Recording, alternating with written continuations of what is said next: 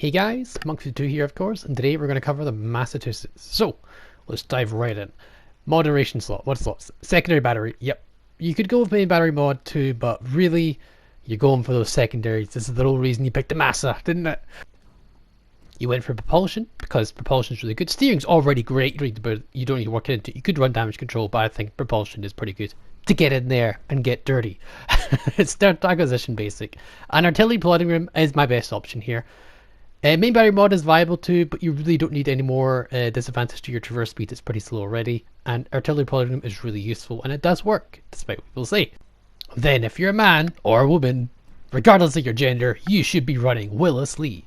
For not one for nuisance, porcupine, those firefighter skills, and a master mechanic with the will to rebuild, because you are a brawler Massa, and you like to get in there. With the inspirations of Kedroff for the better turret traverse, and then Franz von Hipper for those secondary buffs. Yes, Massa is a crazy bow, and if you want to play it passively and sniping the back, you should pick the Alabama, because the Alabama is better than that in every way. The secondaries is what make the Massa so special, and you can see there 10.6 kilometers with a really high level Hipper is definitely worth the building into it. And they're very accurate secondaries, the most accurate secondaries you'll ever see as far as my knowledge. AA is very good as well. Maneuverability, it is really good at turning, incredibly good at it. And the consumables not bad either, 14.8. In terms of armor, same armor as my Alabama, 32mm bow and stern with a 38mm deck plating. Citadel is actually underwater as well, so underwater citadel. Very hard to citadel. If we take it off here, we should take a look here. That's your citadel. Very hard to hit. Very difficult to citadel on Massa. Even at closer ranges, it's just generally hard. It's not a turtleback, so you're not immune to it, but it's hard to do it. Granted, you need to aim below the waterline. So, yeah, pretty risky. And considering the to-be protection does actually have some decent plating on it, you may actually bounce off to-be protection as well. So, yeah, in terms of the 38mm deck, it doesn't really make a difference because all that superstructure there, you just get farmed to death using that. And of course, your bound stern also being 32. So without much further ado, let's head into this battle. Today we're fighting on the Greece for the domination of the Massa. Now, we're up against only one DD, which is good, so not much. And there's the Turpits, that's a big concern, and there is another Massa. And Sinup is there, is a big problem. Okachov is also an annoying problem as well. Overall, we're alright, not a bad matchup at all. Now the Massa, as much as I love to say it, it's a good brawler. It's not necessarily a, what do you call it, a jousting brawler, where you roll up broadside to someone else and you fire the shot and you get the shot in, you know.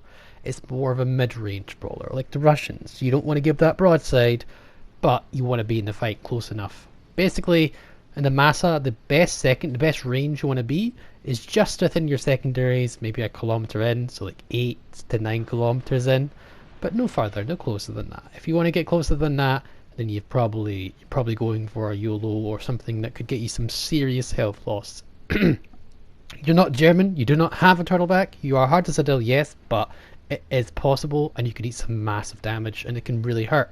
So you really want to be a mid-range brawler. You don't want to get 100% in there. You just want to get in there for your secondaries can do the work. They can set the fires and you can burn them to death before they ever touch your bow. So yeah, 9/16-inch guns, they do really well. You got to remember with American shells at high tier like this, they are very floaty. So you need to give an extra amount of lead for Alabama and Massachusetts because that's what they have. You need to give a little bit extra lead here.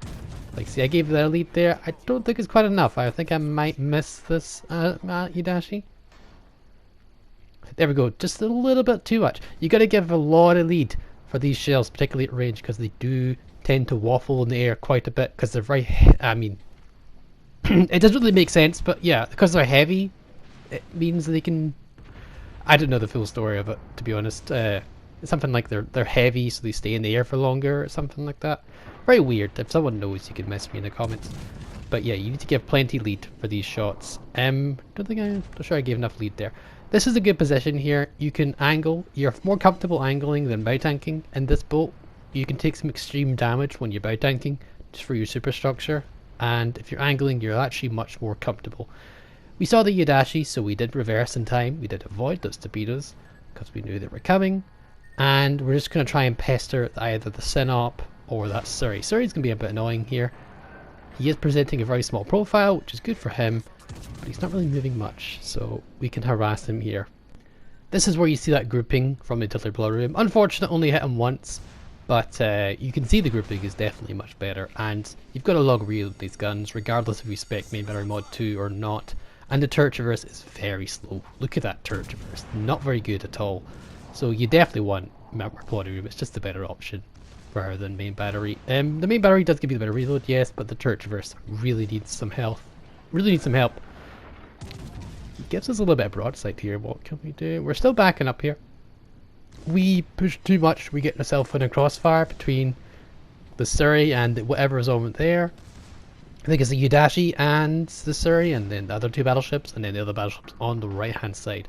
So if we push too much, we're in a crossfire. So we got to be careful. But we're kind of middle of the enemy map, enemy team, which means we have shots on almost everybody, which is really, really valuable if you can pull that position off in something like a Massa. You can buy tank, and you can hold on for days, but you don't want to take any unnecessary damage. So killing the right targets is really important. So let's get rid of the HE spammer, that Surrey, who regardless of my angling will cause me some problems. Udashi has been spotted, I believe, and he is busy on the other side of the island, so I can push in now. The other battleships on the left hand side are nowhere near the range, so I can push in. This is where you want to push in. You get your man pants on, or your female pants on, your woman pants on, or whatever pants you have, get them on, and then you can go and engage these other battleships. Actually, I wasn't angled enough. That was a little bit unfortunate. Bismarck, I think, got the citadel. Those extra penetration angles are pretty darn devastating. That was a little bit unfortunate there. We did take a hefty chunk. It could have been the Synop as well. We don't actually know, to be honest. I could rewatch that maybe, but whatever. We messed up once. That's not a good. You really don't want to give too much angle, because for some reason it's like the Yamato cheek problem you seem to have with the Massa citadel on the front guns. If you give a little bit of angle, you can still get a cheeky citadel off on you. And you can see the secondaries really packing up those hits. We're so far away from that turpits, and look at the secondary hits, man. It's almost lasers, you know, almost still lasers. Incredibly good, incredibly effective once they set a fire. In terms of damage, though, on enemy battleships, you're not going to do too much. So we'll see, but it does help out. It really does help out the Brawl. You kind of whittle them down before they get close enough to do any major damage to you. So yeah, we're going to focus on the turpits. As you can see, torpedo threat is pretty darn dangerous. I do have really good steering and really good torpedo protection, but it doesn't mean I don't want to take anything. I don't want to take any of them, really.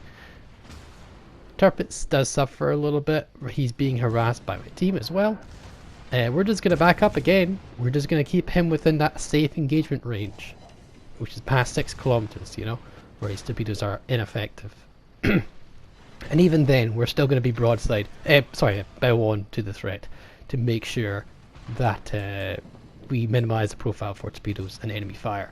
Again, I would prefer angling, but just be careful of it opening up too much of an angle like I did this, in this replay. It's worth, sometimes it's a good idea to show some mistakes in replay, and that way you can learn more comfortably from them. Sometimes you don't want to give too much of an angle. Borderline bow tanking is what you want to do. We're still backing up here. We're going to push forward, but with the fact that we've still got reverse momentum, backwards momentum, it's good. That means any torpedoes will be much easier to dodge, or may even run out of juice. Synop is giving us a flat broadside, but we just couldn't get the finishing up shot. Can we still get it? Maybe. There's a chance. He is slowing down a little bit, so you don't have to give too much lead, but if he was in full reverse, we probably would not be able to got him because of the island. But yeah, we get a good shot there. That's the citadel. We pick up that kill as well. So we got a Bismarck over there, and it looks like another cruiser on Charlie. I have forgotten, actually. I probably didn't at the time, but I did forget what actually cruiser that is. What is it? Baltimore. Okay. So we're going to take shots at the Baltimore. Bismarck is quite far away. Yes, we could get a potential citadel in Bismarck, but I think Baltimore is more dangerous because of the radar and the ability to HE spam us regardless of angle. So we're going to try to get him. He just undershot him a little bit, but overall not bad considering he's that far away. Probably wise to if I try him again, but we're just going to keep pushing now. We're going to push him, we're going to capture Charlie. This is a very comfortable win here because, well, it's kind of comfortable. We're only one ship ahead, but you've got a big 300-point lead, and we've got most of the caps. So playing the safe game here is off to the capture the Charlie point, while harassing that Baltimore, making sure that he is relatively ineffective this battle. We get another 2 hits. Unfortunately, they are 2 overpens. At this range, it's very hard to hit a kiting cruiser at this range because of these floaty shells that are American. You have to give plenty lead, particularly at ranges, and they can see them coming and dodge them quite comfortably. So in terms of hitting kiting cruisers or maneuverable cruisers at range that see the shells coming, it's very hard. Even with the good grouping, yeah, it's going to be very difficult for them not to dodge the shells. This being said, you can hit it if you're smart enough with your predictive shooting. Where do you think they're going to be if they try to dodge your shells or whatnot? So we do fire the ray turrets of justice, and we do pick off the citadel, so that's very good. We're on double fire. We're not burning a damage controller just yet. We do burn it now after his shot came in.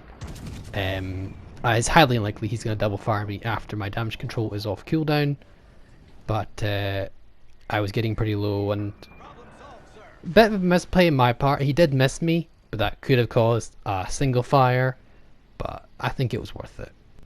If you're going to burn a damage control while being HE spammed, it's better to do it as soon as you get the fire. That way damage control cancels the full duration of the fire. So if possible, of course, it's all situational, but it's definitely worth it if you can do that. At this range, by the way, we can actually comfortably dodge a lot of the Baltimore shells, even as a battleship. That being said, as I said, American HE is just generally quite floaty, and yeah, so just down to just the 2 of us now, so it's getting pretty risky actually. I don't know, the cruiser's behind me, and he's still trying to get this cap here. I'm slowing down for this cap as well. I've actually gone dark. I don't know if that would really help me. It kind of would, but I'm still going to get reset, so I'm going to fire the guns here.